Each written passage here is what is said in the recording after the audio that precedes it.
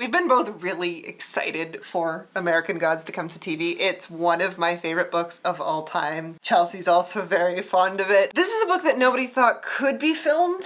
Yeah. The showrunner is Brian Fuller, who did Hannibal and Pushing Daisies, and he's known for like being very stylistic. In my mind, he was perfect for it. He didn't disappoint. You know from just like the little promos that they've been putting out that this is gonna be something that you're really gonna like wanna watch, and it's gonna be very stylistic, because like even the opening is just like a bunch of like craziness that somehow like exactly captures the essence of the book, because it's a whole bunch of random stuff that you would like associate with Americana, but it all turns into like a totem pole. And it's a lot of religious iconography mixed with like a lot of contemporary stuff, and it's all in these neon colors, and it's very eerie and kind of slightly unsettling, and I love it. It's everything that book was trying to encapsulate. So far from episode 1, I'm gonna say stellar freaking job. Now, they open on a story about Vikings, and this story was in the beginning of the book. Because throughout the book there are these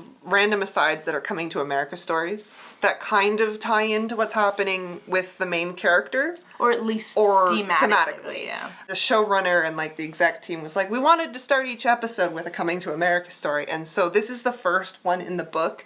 They change it a lot. Yeah. I don't know how I feel. I liked it. But I liked the original more. Yeah, I agree. So, we'll tell you the difference. Okay, so in the show, it's Vikings and they're coming to America for the first time. It's like, you know, they are actually the first people to discover North America. And so they're coming to this land, and they land on the shores, and they're like, yes, we've made it. We are great. This is the land, and this is everything we've ever dreamed of. We can like build and, you know, be epic and blah, blah, blah, blah, blah, blah. And so they go to set foot off this beach, and the first guy who's about to set foot off this beach gets covered in arrows. Okay, to the point where it's so artificial. Absolutely amazingly artificial, because when we say covered in arrows, we mean there is not an inch of his front that does not have an arrow in it. Like, he is a pincushion to the point where you could like use him as a table if you flipped him. Vikings look and they can't see anything but dense forest. They're like, shit, this land is inhospitable, and they try to go home, but there's no wind. So they sit around for a while, and then they realize that they're gonna have to appeal to their god. And so, you know, naturally Odin. And so, you know, they're kind of revealing a bit about Odin, like he's got a slice down his side, he's got one eye, and he's hung on a tree. So the first thing they do is they're like, okay, ready guys? And they heat a knife in the fire, and they all stand in line, and one guy walks down the line going, pokes an eye, pokes an eye, pokes an eye, pokes an eye, pokes an eye. One left. Bam! That was result 1.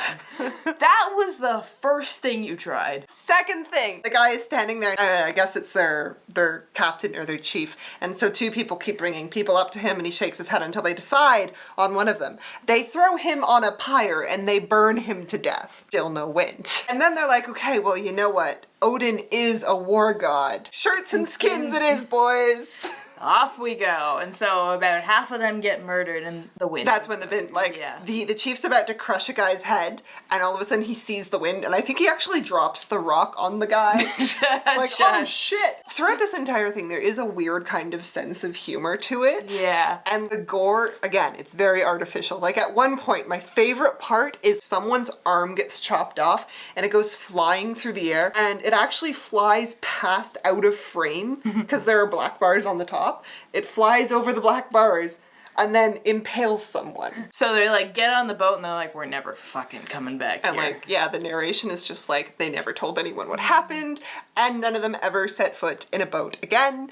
And then, you know, fast forward a few hundred years when like Leif, the lucky son, arrives, his god was already waiting for them, because the whole thing was they like called Odin to them because Odin wasn't there, and now Odin is in North America. It was really interesting, and the original story was less violent to themselves. I mean, in the original story, they actually set up a colony, and they're pretty okay with it, and then a First Nations person kind of wanders into their camp, and they're all entertained by him, and he gets drunk, and he sings, and they don't know what he's talking about.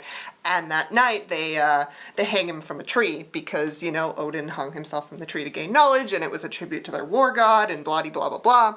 couple nights later, the body's gone. And then a couple nights after that, they're completely decimated by the tribe who comes for vengeance. Yeah. On the one hand, it would probably ruffle a bunch of people's feathers to see this portrayed on TV, but on the other hand, it makes like a weird kind of sense to like the history of North America where you're like, yeah, people have been coming in and slaughtering native people wholesale for how many hundreds of years. Let's not pretend that this isn't happening over here. Anyways. Okay. So, the first thing about this show that I absolutely adore, other than the fact that it's like mind-blowingly beautiful to look at, like the color and the cinematography, it's just, I've watched the first episode twice now and I've drooled the entire time because like every frame is perfect and I want to cry. Second thing, the casting is like out of control. It's perfect. It's perfect. Like, as much as I love American Gods, one of the things is Shadow is very remote in the book. Not even remote, he's just very disconnected. Yeah, I started rereading the book before the show came out. Shadow is wandering through this book. He wanders through, like, crazy stuff happens around him, and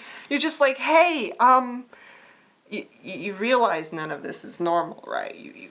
And people tell him things like, oh, I'm actually a god. And he's like, okay, cool. Oh, I'm a leprechaun. Okay. Like, nothing. Does not bat an eye. In the TV show, he's so well acted, like you can see the emotion, like how he reacts. It's like he's a person again. He like puts the quiet emoting into Shadow versus like the way you read him, which is like, oh, look at that, it's a leprechaun. So we're introduced to Shadow. He is in prison. He is about to be released at the end of the week. You're introduced to him while he's interacting with his cellmate, Low-Key Lie Smith. Get it? If you don't get it. If you don't get it, you're me like 10 years ago. Who also is really like fascinating to watch. I don't know what it is, the way he speaks, like he moves with his whole body really subtly. And like he has a speech pattern that's kind of hypnotic. Yeah. Like one of my favorite scenes is later on when they're putting together the birdhouses and he tells Shadow don't piss off bitches in airports. Just like the entire delivery, like slamming the birdhouse together, like putting the glue, it's perfect. It's so perfect. But Shadow finds out that 3 days before he's supposed to be released, his wife, who he loves more than anything in the whole wide world, dies in a car crash. So they release him early so he can go to the funeral, and that's kind of like the inciting incident of the story. Shadow gets out of jail and Mr. Wednesday finds him. Best character. Yeah, Ian McShane. And so Shadow manages to get past the bitches in the airport and get on a flight to Home. Yeah, basically. As he's trying to get on this flight home, he sees this old man who, you know, he's just had a conversation with this woman at the check-in counter and she's been an absolute like bitch to him and like doesn't care that there's been a death in his family and she's just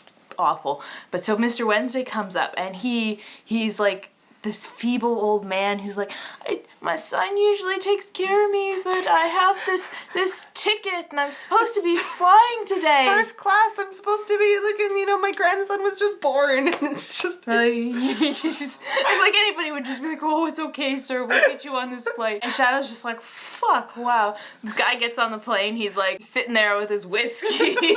Just like, no, dear, I'll hold on to this glass very tightly. You don't have to take it. It's your lucky day. And just like the moment he is on screen, he steals it. His delivery is just ridiculous. You know he's an asshole. Like you just watched him swindle this woman and you know he's capable of worse, but you just really like him for some reason. Yeah, it's kind of like he makes you want to be conned. Yeah, it's just perfect. He was perfectly cast. So he offers Shadow a job and Shadow's just like, no thank you. And like, words are no thank you, the thought behind it is go fuck yourself. Because the way he offers it too is kind of like insulting about it, and he's like kind of knows more than he should because he's like, you've got no job waiting for you at home, and he's like, why the fuck would you say that? You just got out of prison. Yeah, like just knows too much and is generally nosy and pushy. And in the book, this is when you start thinking, okay, this guy is very creepy. Why don't, if you see him, you run the other way? But of course he doesn't. He wakes up on the plane.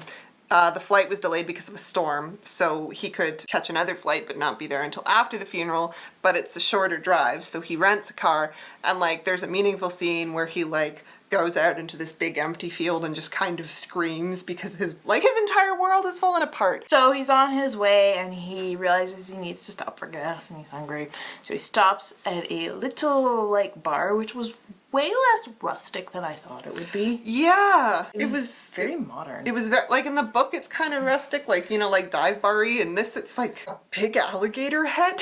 Yeah, like I expected more like a shack Yeah. that was a bar versus like an actual literal alligator head, and I'm like, this restaurant is too nice to do what you guys are gonna do to this restaurant. And so he goes to the bathroom, and like Wednesday comes out of a stall, and it's just like, too bad about your like friend, he's dead, surprise you don't got a job, so we're gonna discuss the terms outside, yay. Shadow realizes that, you know, his wife and his good friend have died in this car accident. You're just like, oh shit. Shadow reluctantly agrees to work for Mr. Wednesday. He tries to do like a coin trick where, you know, he knows it always lands on heads, but It doesn't. It doesn't. Mr. Wednesday's like, oh, well, I guess you'll work for me because came up heads. And then you're introduced to like the other great character in the episode who is also perfectly cast, which is Mad Sweeney. He's like this 6-something leprechaun. Literally walks up and is like, I'm a leprechaun. Mad Sweeney's doing coin tricks, and it's like Shadow's just like, how are you doing that? And Mad Sweeney's just like, hey, here's what we'll do. You fight me for it. And he's just like, I'm not gonna fight you. And he's like, I didn't realize you were a coward. And like Sweeney like riles him up enough so that Shadow punches him across the table. And then it gets into this fight where Mad Sweeney is just like spitting blood, and he's like, you know, now you're fighting for like the pure joy of it. And he's just like crazy. And I loved it because like Shadow calls the fight, he's like, no, we're done. And Mad Sweeney is just like, we're not done until I say we're done. And then it kind of like fades out on them punching each other. And then it cuts to Wednesday driving this black Cadillac with this like old man hat on. And he's just like, so you drank a lot last night. The one important thing we missed, though, is when Wednesday and Shadow are there sitting at the table talking and discussing like the terms of Shadow's employment. Matt Sweeney literally like says to him like 3 times, he's conning you. Mm-hmm. He's conning you. And I was just like sitting there like, is anybody listening to this? Wednesday fully admits he's conning him. He's like, I am a hustler. I am a con man. I am a liar. Does not click in. And freaking, he drinks his mead. He does the 3 shots of mead, and so the bargain is struck. Yeah. And the one important thing he adds is, you're gonna like drive me around, you're gonna fight people if it's in defense of me, and if I die, you're gonna sit my vigil. And it's funny because it's like he says it so matter-of-factly, and you're just like, you think he's joking. He's not. If you've like read the books, you're just like, oh, all these things. It's funny that all the actual foreshadowing is very simple things, but all like the dramatic things that they do is like just dramatic. So Shadow goes to his wife's funeral where he finds out that how his wife died. Yeah, his wife was having an affair with his best friend. And as his best friend's wife said, she died with my husband's cock in her mouth. The use of sound in this show is amazing. And that's how, like, they use sound a lot to kind of showcase his mind space. Ambient background noise becomes really loud and just really disconcerting. And so it cuts to Shadow through the rest of the funeral just being like, holy shit. Just completely lost. If he wasn't lost before, Audrey, the best friend, like, calls him a kicked fucking puppy.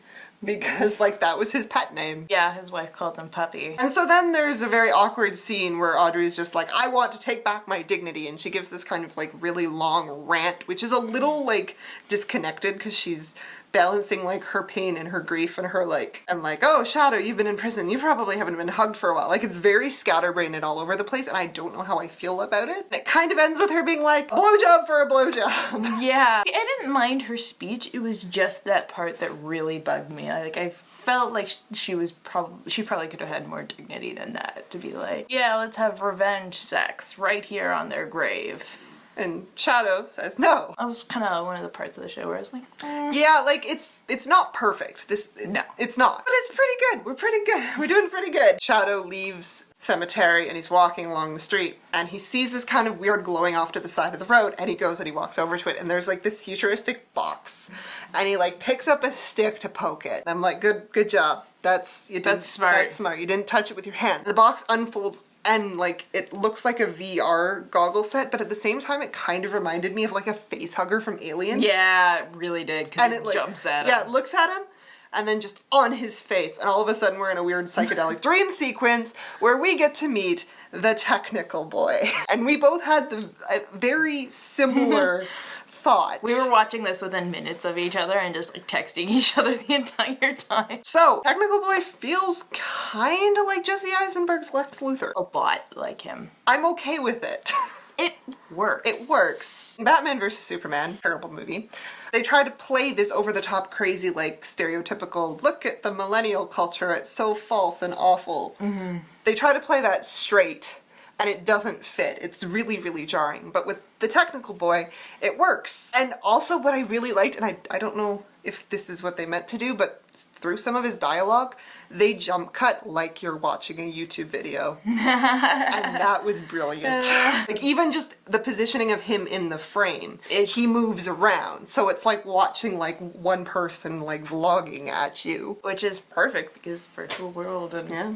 Well, yeah. What's more internet than YouTube? I loved like the rando pixeliness, and I loved how they moved him back and forth, like they messed with the spatial, like he was either right in front of Shadow or like down the far hall, away. yeah. And then he's got these like faceless goons, I guess. Yeah, he calls them the children. I really like that they updated him, because like in the book he's like a black leather trench coat matrix wannabe teenager with acne, and he's got like his eyes are like the green code falling in the Matrix. Like, very 90s. Very 90s, and so, like, it makes sense that they would update him how they updated him. Like, all kind of white and modern and sleek and iPhone-y.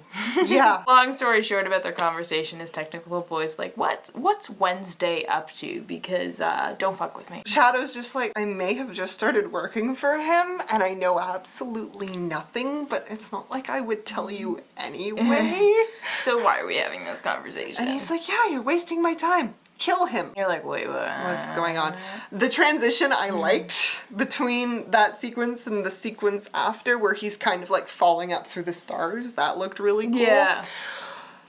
But then we come to the second thing that kind of we didn't like. I was watching this with my mother, and it was just like, this show is weird. Like, it's visually, it's very assaulting, like pretty, but it's like, it hits you in the face. And then you get this random scene where Shadow's more or less being hanged, so that it's very much like a lynching, but it connects to nothing. Like in one of the beginning sequences, Shadow is having a dream, and he's in this bone orchard, which is creepy, and a noose falls from the tree. That is the only connection. And even that's pretty vague, because it could just be a throwback to Odin. Or it's just a sense of like foreboding, because this is right before his like wife, he's finding out his wife has died, right? So it's like, you know, death is in your future, like there is going to be a death, right? That makes sense as foreshadowing. This?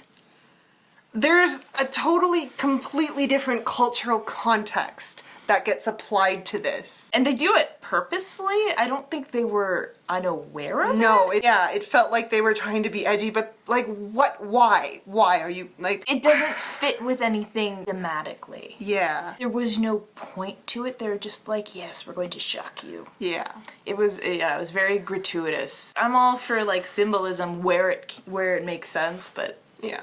To just throw it in there is kind of like insulting, I guess. Yeah. Yeah. So the last kind of shot we see, Shadow, like his the noose gets cut, and just like blood just everywhere, just like a rain. Yeah, and so something is ripping through the children, and what is it? And we won't know until next episode, and I wonder what it's going to be. And we won't spoil it for you, I guess. So now can we talk about something fun? Yes. Okay, when I read American Gods, I was like 17. And there's this one scene that has stuck with me my entire life. And I think this is a scene that stuck with a lot of people.